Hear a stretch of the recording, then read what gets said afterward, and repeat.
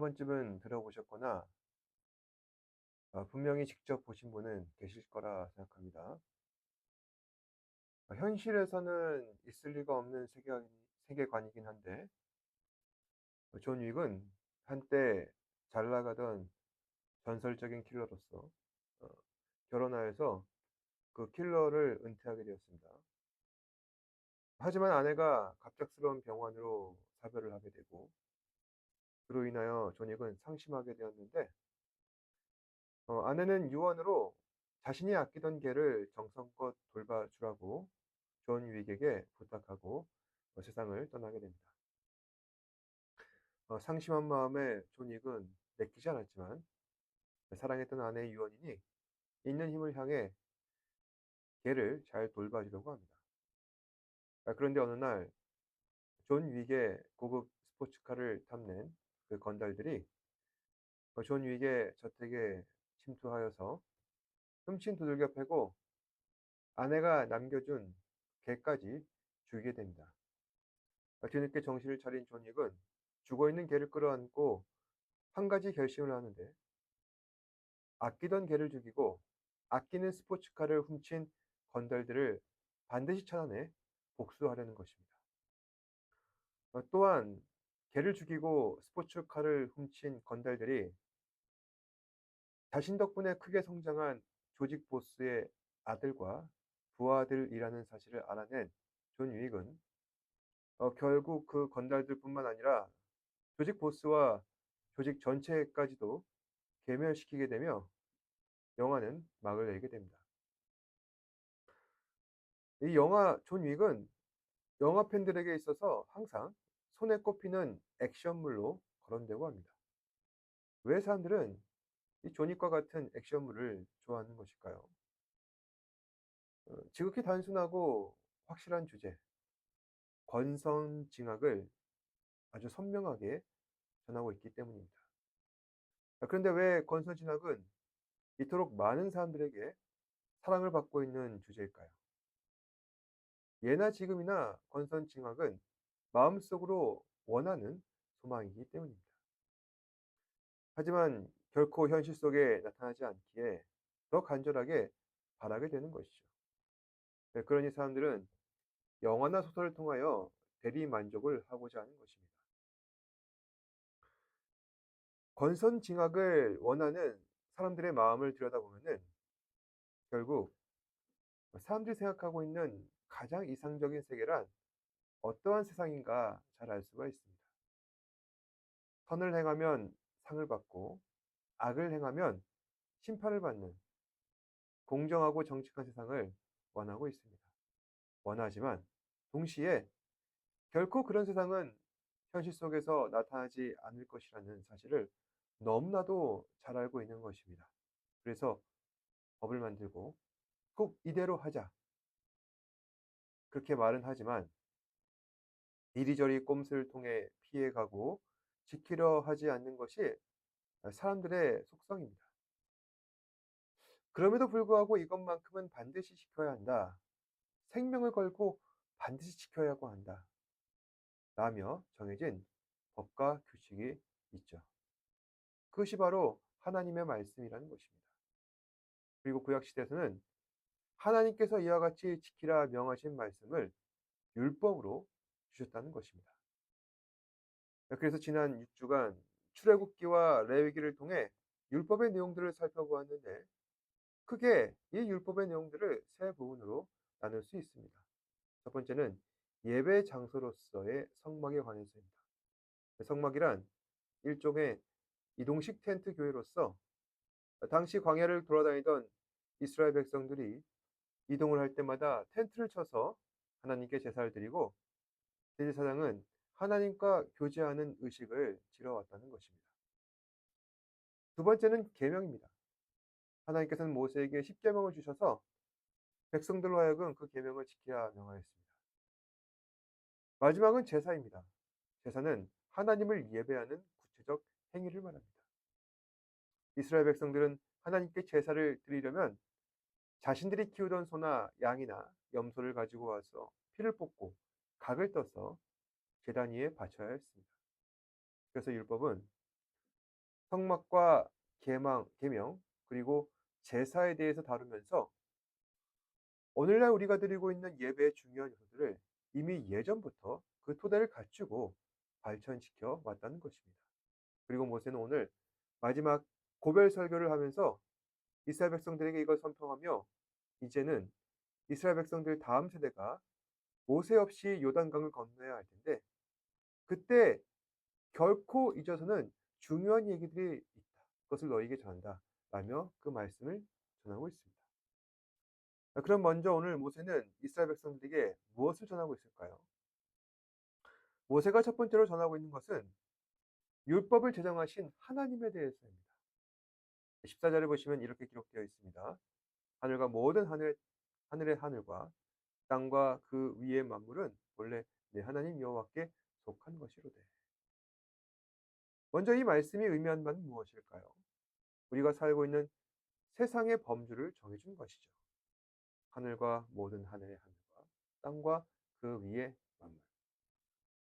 하늘의 하늘이라는 말은 지구 밖을 벗어난 우주를 말한 것일 겁니다.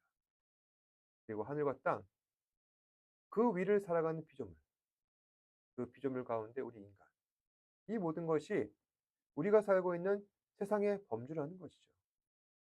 그런데 이 세상의 범주는 어디에 속한 것인가? 바로 하나님 여호와께 속한 것이라 하고 있습니다. 그러니 하나님은 어떤 분이실까요? 위대하신 분이시라는 것이죠. 또한 전능하신 분이시기도 합니다. 왜냐? 우리가 살고 있는 세상의 범주가 하나님께 속한 것이기에 하나님께서는 이 세상에 대하여 모르는 것이 하나도 없으신 분이시라는 겁니다. 영화 매트릭스를 보면은 기독교적인 요소를 너무나도 잘 가져왔다는 생각이 드는데 그 중에 하나가 극중 주인공 네오가 각성하여서 자신이 살고 있는 이 가상현실 세계 매트릭스의 구조와 원리를 이해하고 자신이 원하는 대로 그 세계를 컨트롤하는 장면입니다. 그런데 현실 세계에서 인간은 이런 게 가능하지 않죠. 어디까지나 인간은 세상에 의하여 영향받을 수밖에 없는 객체에 불과하다는 것입니다. 하지만 하나님은 가능하십니다. 하나님께서는 모든 것의 제1원인으로서 태초부터 모든 것을 계획하시고 운행하시며 지금도 역사하시는 분이시기 때문입니다. 그런데 오늘 모세는 이 고별 설교 가운데 이스라엘 백성들에게 전능하시고 위대하신 하나님에 대해 설명하면서 하나님은 우리가 살고 있는 세상을 창조하셨기에 우리는 하나님께 속한 존재라는 사실을 잊지 말아야 한다고 합니다. 왜 모세는 이 얘기부터 먼저 할 것일까요? 바로 이것이 이스라엘 백성들의 정체성이기 때문이죠. 어떤 사회든지 정체성이 흔들리는 사회는 오래 존속할 수 없습니다. 그만큼 이 정체성이란 것은 매우 중요합니다. 그래서 모세오경의 첫 번째 책이 창세기인 것입니다. 이스라엘 백성을 구원하신 하나님에 대한 책이 바로 창세기입니다. 그리고 창세기는 이스라엘 백성들의 민족 정체성을 잘 설명한 책이기도 한 것입니다.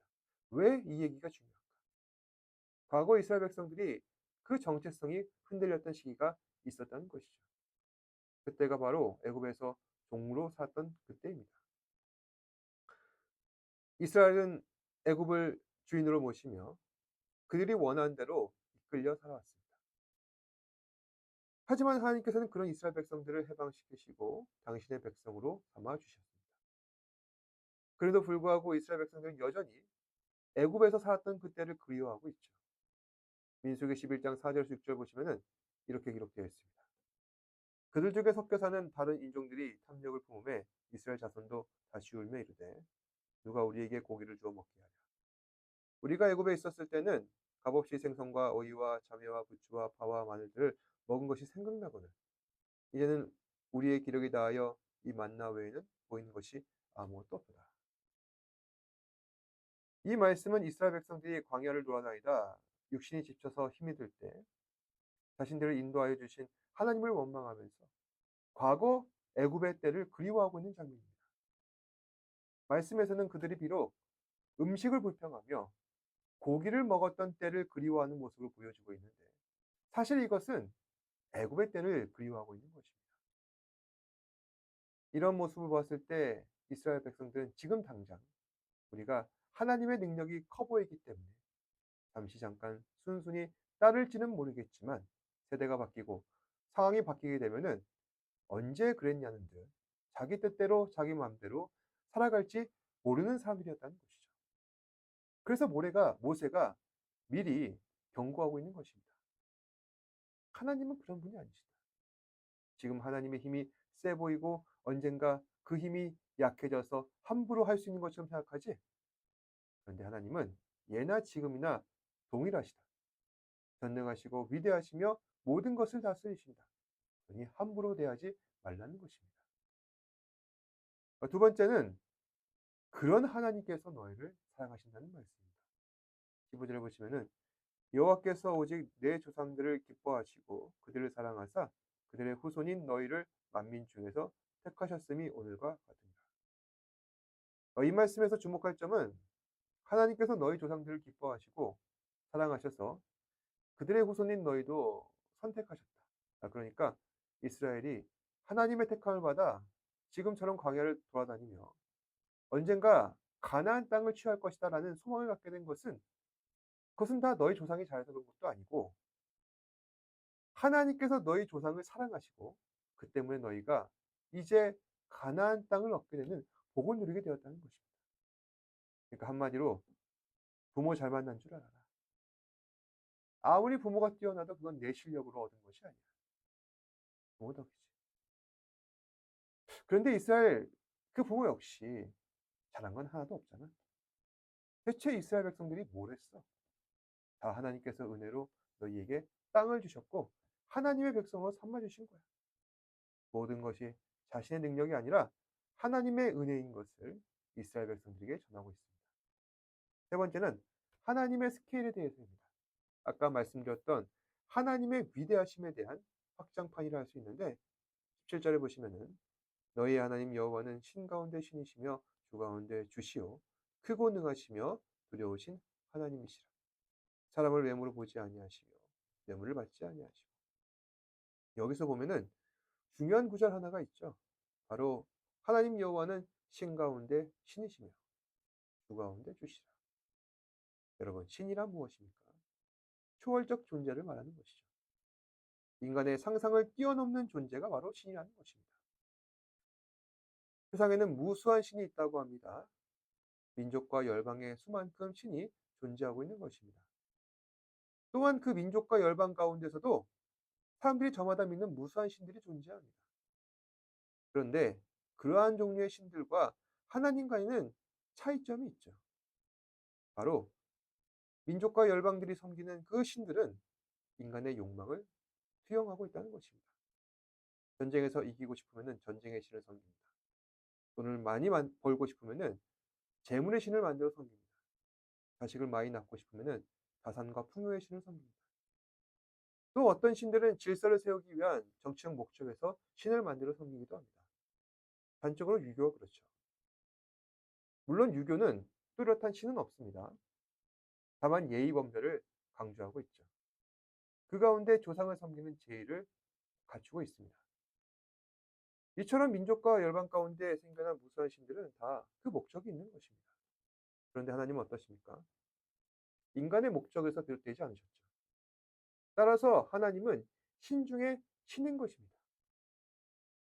또한 여기서 주 가운데 주라는 말은 압도적인 통치권을 말하는 것입니다. 지금의 세계는 미국이 패권을 갖고 있습니다. 한마디로 통치 권력에 있어서 가장 힘이 센 나라라는 것입니다. 하지만 패권이라는 것은 언젠가 다른 나라에서 다른 나라로 넘어가기도 합니다. 한때 로마가 전 세계에 패권을 쥐었던 때가 있는가 하면은 또 한때는 영국이 전 세계에 패권을 쥐었던 때도 있었습니다. 마찬가지인 거죠. 지금은 미국이 패권을 쥐고 있습니다만 언젠가는 그 패권도 분명히 다른 나라로 넘어가게 될 것입니다. 역사는 그런 것이죠.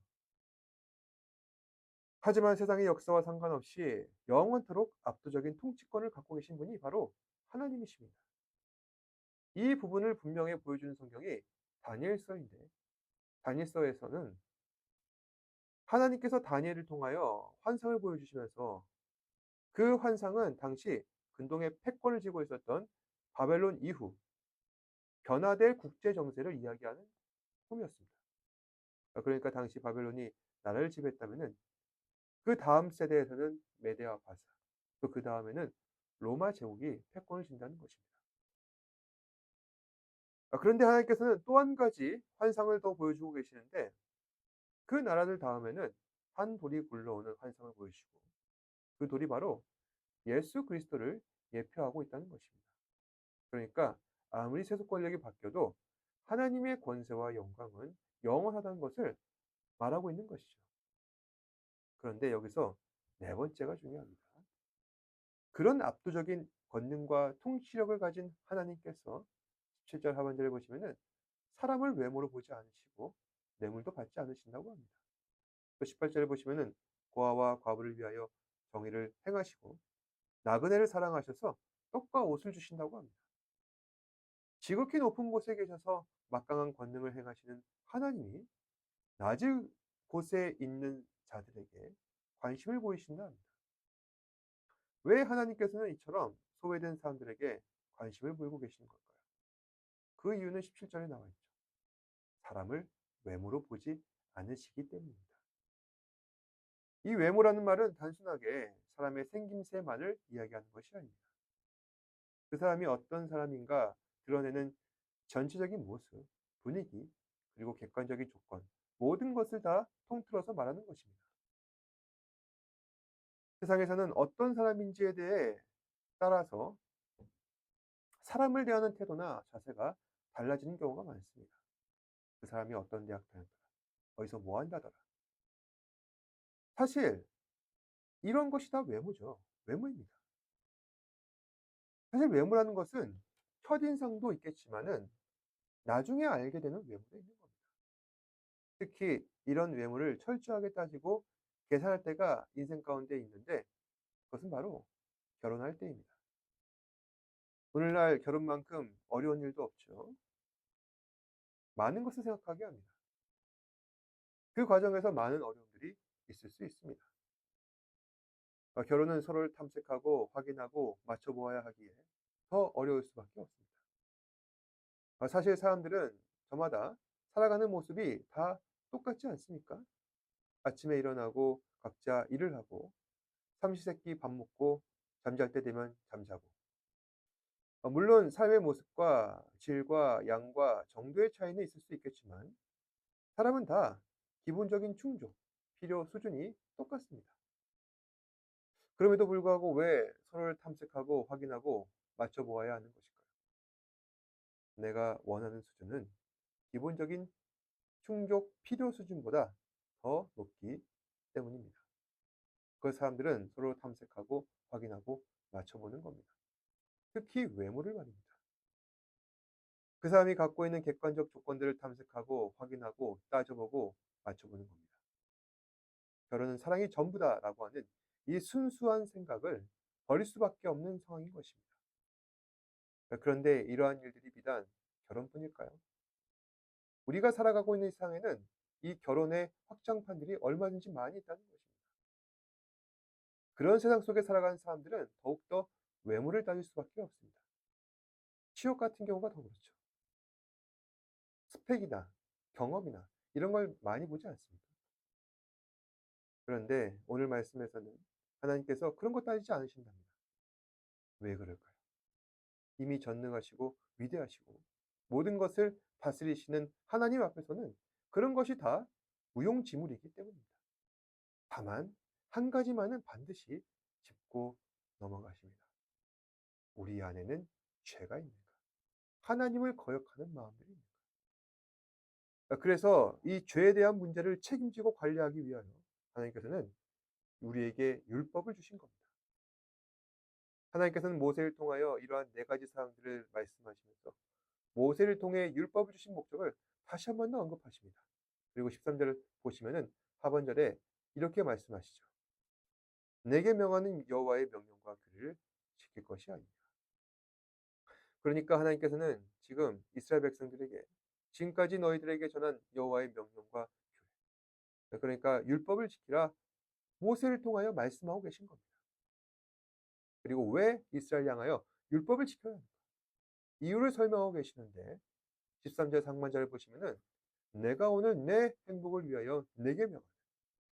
그러니까 하나님께서 율법을 지키라 명하신 이유는 너희 이스라엘의 행복을 위해서 그렇게 하셨다는 겁니다.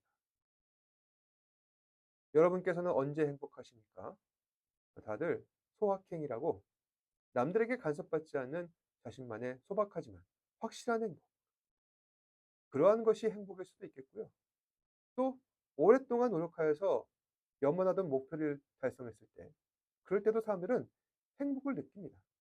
그런데 오늘 성경에서 말하는 이스라엘 백성들의 행복이란 그런 행복이 아니라 하나님의 백성으로서 하나님과 함께하는 가운데 필연적으로 느낄 수밖에 없는 그런 종류의 행복이 이스라엘 백성들이 추구해야 할 행복이라고 말하고 있습니다.